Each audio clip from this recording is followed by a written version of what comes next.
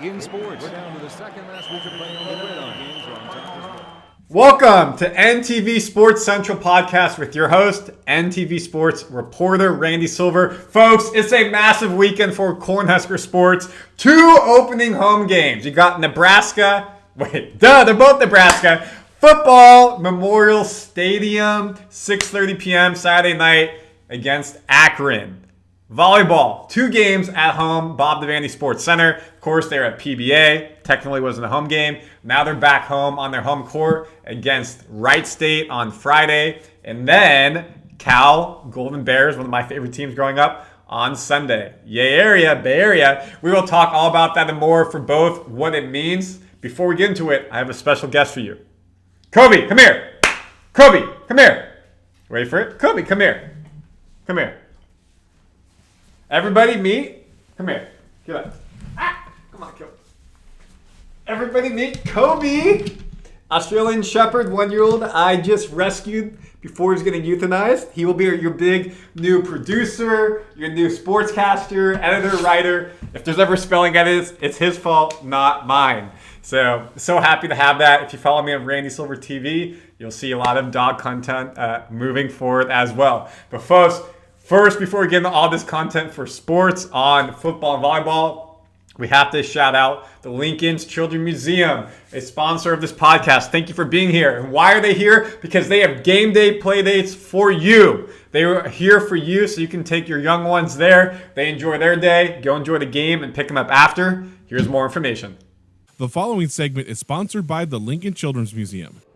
Randy Silver with NTV Sports. I'm with Ellie Charter, the Chief Marketing Officer of the Lincoln's Children's Museum. We have exciting news for you Husker fans. Ellie, what is the big news? The Lincoln Children's Museum is so excited to offer game day playdates again this football season. Amazing. And being here, the kids are having so much fun. And this is a Thursday. I can't imagine what a game day would be like. What are the activities that they'll have? While the kids are here, we will have many arts and crafts and STEM activities that are focused on the theme of football and sports and body movement. But we also have a very parallel path to what people experience inside the stadium. Some of those iconic brands that you expect to see at the stadium, we also have right here at the museum. We have First National Bank's photo booth upstairs. We have Runza in Tiny Town, and we have Valentino's Pizza available in our U-Stop Cafe. Perfect. So for people who come here regularly, what information do they need to know about dropping their kids off here? Right, grown-ups should know that this activity is perfect for kids ages 5 to 12. There is an advanced registration needed for that so that we can staff it appropriately, because unlike a normal day when parents come here with their kids, we actually have those kids by themselves while the grown-ups go to the stadium and have their own game day experience. Awesome. And if people want to find out more information, how can they do that? They can look up on game day playdates under lincolnchildrensmuseum.org. Perfect. And of course, in the bio of this, you can look it up as well. Go Big Red. It's Husker football season. Ellie Charter, the Chief Marketing Officer here at the Lincoln Children's Museum with big news. Drop your kids off on game day and have a great time watching Big Red go 13-0. Thank you, Ellie. Thank you. The following segment is sponsored by the Lincoln Children's Museum. Planning a game day in Lincoln, the Lincoln Children's Museum offers game day play dates. While you go to the stadium, your kids stay at the museum for their own game day experience. Available during every... Thank you to the Lincoln Children's Museum again for being a part of this. And please, if you have young kids and it's not right for them to be at the game, you want to enjoy it yourself without, having to worry. Now I got a kid, technically a dog. I understand. Go check them out. So let's dive right into it. The other episodes, podcasts have been longer. I have to go cover some high school volleyball tonight. Part of the job, so won't be as long. Let's just dive into the high-level numbers for you on Akron versus Nebraska. Well, Nebraska needs to win. They're a 34-point favorite, 34.5 to be exactly. So if you're not a betting person, what does that mean? That means if Akron loses by anything less than 34 points, they win the money. So if you bet Akron to win the spread, that means they have the chance to win up. They have a chance to win you money as long as they lose by less than 34.5. Nebraska has to win by more than 34.5 for you to win the money if you bet the spread. Total 47.5, meaning they think the score will basically be Nebraska 34, Akron 13. So they get a touchdown, even though they did not score against Wyoming last week. Akron is 0-1. They lost to Wyoming, as I just said. Nebraska, 1-0, as you all know, beat Cincinnati. 6:30 p.m. kickoff here, 7:30 p.m. Eastern. It will be on the Big Ten Network and FoxSports.com, apparently. Again, if you're looking at a betting person, here are your odds. Let's go over some numbers for you. Again, just one game. Akron had no points. Nebraska 20. Felt like we left points on the table with multiple field goals in the red zone, especially on the first and goal, second and goal. What happened? False start. Did not get a touchdown on that drive. Can't let that happen. Nebraska gave up 17 points. Akron 10. Something Coach Rule talked about in his press conference I was at a couple of hours ago. If you want to watch a clip about it, it's on my YouTube. Didn't have time to clip it off. He said they got a good defense. They're stout. They're strong. They fly the ball. We have to be able to be smart in the plays that we call offensively. They use multiple QBs. They like to do a lot of multi-wide receiver routes, different level routes. So we have to have our gaps covered. We have to have our A, B, and C schemes covered. We have to be careful across the board. Nebraska key players last week, as we all know, QB1, Dylan Raiola, efficient game, 2 touchdowns, no interceptions. Did have Did have a fumble he recovered on his own, so no turnovers overall. He did have potentially an interception or 2 that could have gone the opposite way. Cornerbacks did not catch it. Emmett Johnson did a nice job breaking it up as well. So just got to be more efficient against Akron. Let's see them open up the playbook a bit as well. O-line did a pretty good job blocking. Dylan used his feet to scramble. Not known as a runner. He's a pocket passer, but did do a nice job when needing to put your head down, go get the first down. Emmett Johnson, bell cow, folks. 100 yards rushing on the ground and like 24 carries. And then he added another 7 or 8 receptions via the air for like 25 yards. 7 receptions, 27 yards right there. There you go. So moving into Akron and then Houston Christian next week, slow the roll. The backup running backs are getting in. They'll get them going, so that way Emmett is fresh against Michigan. Expect them to start early, and then once the score gets run up, that's what's happening, they will switch out running backs. Hunter was the surprise performer last week, as Darren said on the broadcast, potentially the QB1's new favorite wide receiver. I don't think anything about that. I think it will be Dane Key and Ja'Cory Barney Jr., but having a number 3 wide receiver is massive. If Hunter can do that, that means he's getting single coverage. On that play, I caught single coverage. He caught that ball in the end zone. I caught it on the camera. Dane Key will get an overlook. Ja'Cory will get an overlook. If Hunter can emerge, as he did in game 1 continuously, you'll have a lot of one-on-one opportunities. It looks like he'll win. Of course, Malcolm Hartzog Jr. had that big interception to win the game. Singleton looked really good as well. Shavers looked good. Defensively, they gave up 200 yards rushing. 96 of that was to a QB. Don't expect that to happen every time. But still, you got to shore up those gaps, protect your gaps. Don't leave your areas open. And pretty good passing defense. I think they gave up like 67 yards passing total.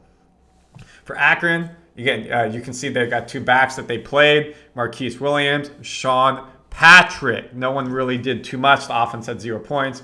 They played multiple QBs as well. Ben Finley's the one getting the nod here on the report. 139 yards, 42% completion, 1 interception. Defense likes to fly to the ball.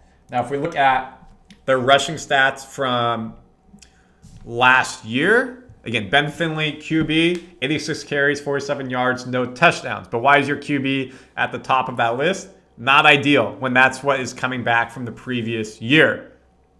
We just talked about Williams on the other sheet. We showed this last week. If you want to look at Nebraska rushing stats, Emmett Johnson is the guy who's coming back. And then Harburg was the QB. Now he's back. Now he's a tight end. But you don't see any other running backs on there. You got to get them going moving forward. And then QB-wise, again, we look at this. How much are they adding to your team? Dylan, pretty much what he did against BC, which is interesting right there. But much higher than what the Akron QB is giving overall. So good to see. Something we need. Again, game is under the lights, and Coach Rule is ready for that game. Is there anything else here? No. Let me make myself bigger. Again, I've been in the press conferences all week, and what is Rule talking about? It's our game. It's not about the the logo on the jersey. It's not about the patch on the jersey. It's about playing our game. It doesn't matter the brand you're playing. It's the man you're playing. It's the same man. It's a human every week, and you have to set those standards. So I expect them to come out hungry, hot, early, 6:30 p.m. kickoff, get a quick touchdown or two in the first quarter, and make that spread happen. Send everybody home on a Saturday night, very happy, going out, enjoying the rest of their evening. Downtown Lincoln will be popping. If you're around, you're at the game, see me and say hi. Now, that takes you over to volleyball. Again, they have 2 games this weekend. It's a part of the Emeritus Players Challenge. Let me share my screen. Wright State, Friday, 7 p.m. Central. I will be at that game. We'll have highlights for you on NTV News. And then Saturday, Cal plays Wright State. And then Sunday, Nebraska plays Cal. This is very similar to last week in Nashville. Wright State, Lipscomb, a lower level team. Cal, ACC team. Used to be pretty decent at volleyball. Not the same powerhouse they are. Expect the Huskers to improve to 6-0. Expect what happened against Wright State. We know that against Lipscomb, the starters played. So you had Virginia start, you had Torreya start, you had Harper start, you had Andy, Bergen, Rebecca. Everyone who started the games before basically started, obviously opposite hitter, it switches. And then you had Laney at libero. But then Skylar got in, Campbell got in. These younger players started getting some more reps. Playing outside for Torreya versus playing the back. You have Olivia getting more reps on defense. So expect that against Wright State, a quick win. Lipscomb, they pushed them in the second set when you switch. So expect the starters at home. It's going to be a loud crowd Friday night. Friday night Lincoln should be popping too. It should be a fun weekend in Lincoln all together. So expect the starters to come in, play the first set, have that home energy, do really good. And then some of these younger players, quote-unquote backups, coming in, playing sets 2 and 3. And Cal should be in more normal rotation. What are we looking forward to, folks? It's the matter of who's going to start libero. Is it Olivia or is it Macy? Well, based off of what DBK said in their press conference, most likely I think it's going to be, sorry, not Macy. Laney or Olivia, excuse me. I think it's going to be Laney. And why is that? Because of this quote right here. I want to make sure I have it. Let me pull this up for you. And I love what DBK said here, because this gives your team confidence that if you're having a bad game or if something's out of your control, it's not your fault and you don't lose your spot. But I'm going to do what's best for the team. A pretty big believer that you're not going to lose the starting position based off one performance, and you're not going to win one based off one performance. So we'll continue to evaluate those guys. But I also think sometimes a change might happen, and it's not directly at one of them. Maybe the passing, the matchups weren't great with servers, and that's what's awesome about having 2 great liberos is you can mix it up and feel like you're not going to miss a beat. I mean, Kentucky was in a groove serving-wise, and I felt like that change, it maybe makes all their servers think about where am I going to serve, what zone am I going to hit, and I think it caught them a little bit off guard because their serving got a little worse as the longer the game went on. Completely agree with that. And obviously she made the big calls at the end of set 2 against Kentucky. Laney out libero, Olivia in, Alichek out at opposite, Virginia Adreno in, and then set 4, 2 massive timeouts that led to momentum stopping and them getting the ball back after the first rally. Kentucky, I think one was a bad serve, and then one was they won the point. So big time calls by DBK, earning her stripes early in her coaching career at Nebraska. We know she's a great coach based on her pedigree at Louisville. Now, I think she's going to start Laney here against Wright State for sure. Build the confidence up. Against Cal will be interesting. Maybe she starts with Olivia just to try and to see what that looks like. But I think Laney probably will get the start. And based off of Wright State, we'll see what goes on. I did see someone ask about Macy. It seems like she's third in the pecking order. Olivia would be playing. It seems like based off of what happened, even if Laney moves to DS, she's still going to be above Olivia. Macy in the pecking order. Now, opposite hitter with Virginia and Allie, that's a different story. Allie brings more control of the game. She has a more wider range of shots, is able to be more diverse. But Virginia, with her 6'5" frame, the way she can hit the ball, if she can hit it down, it's a kill. It's so fast. But really, it's her blocking. When she can jump straight up and get her hands over the net, it's unstoppable. Her blocking is so good. And that changed the game because Kentucky's outside hitters were playing so well. But then you have Allie, who's a couple inches shorter than Virginia. Virginia is able to go up there and change the way they had to hit and help change the momentum. So I think against Wright State, they probably play Virginia to start, just getting her more reps at hitting against a less talented team. But against Cal, that's the question that matters. Bergen will be your setter, All-American again. Harper gave her praise for how she really set 3 through 5. Harper looks like she could be the player of the year with how she's playing all around. Again, those press conferences are on the YouTube. And then you got Andy and Rebecca, could be both All-Americans. I mean, the blockers with how they're hitting and they're playing defense. It's really, really impressive to see. And then you got Taylor Landfair coming in as a senior who's able to bring a different dimension. This team is cooking. So expect them to go out there and get another W. Other than that, again, we got golf starting for men. You got cross country. You got Huskers women's soccer going. There's a lot going on in Huskers land. And our job is to try to keep you updated the best that we can. If you have any questions, any comments, any voicemails, let me know. I will be at the volleyball game. I'll be at the football game. I'll be back at the volleyball game on Sunday. Here to cover sports for you. Let's get it. Please subscribe so you don't miss any content. And again, I know this is a bit shorter than normal. Got to take the pup out for a run before I go cover high school football. But at the same time, I'm not trying to information overload you. And I want to make sure now that we're in the groove of it, we're on the same page. Let's have some fun. Go Big Red. Randy Silver, NTV Sports. I'll see you in the next pod. In sports, we're down to the second last week of playing on the gridiron.